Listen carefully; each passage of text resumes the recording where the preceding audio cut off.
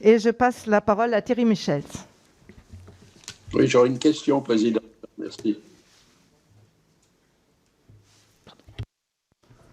Oui, merci Madame la Présidente. Mes chers collègues, tout d'abord, profiter pour vous adresser mes meilleurs voeux pour l'année 2021. Je pense qu'avec la promesse du vaccin Covid-19, le renforcement de la coopération européenne qu'on a vu dans tous les domaines, y compris sanitaire, et le retour des États-Unis dans l'accord de Paris sous la présidence Joe Biden placent l'année, je pense, sous des meilleurs auspices. Merci, cher Nicole, cher Bernard, pour vos travaux remarquables suite aux échanges qu'on a eus sur la résolution européenne. Moi, j'avais deux questions qui concernaient, en référence à ce qui était dit par rapport à l'Europe, effectivement, initiatrice de la révolution industrielle.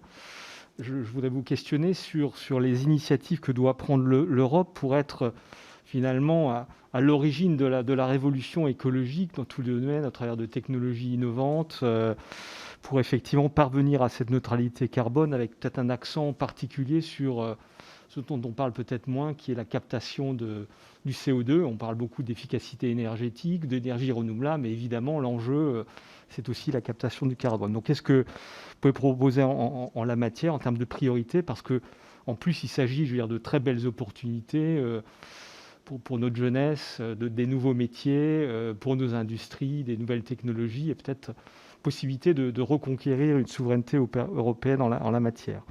Ensuite, le deuxième point, ça a été cité aussi, c'est l'importance de l'adhésion des concitoyens européens, puisque comme ça a été dit, cette transition écologiste, elle n'aura lieu que si elle est juste, solidaire, et si les citoyens se sentent impliqués. Que pensez-vous de la proposition du président de la République française de créer une convention citoyenne pour le climat au niveau européen?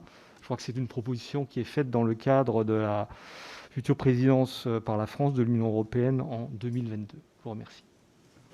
Merci, et la parole est à Didier Contin.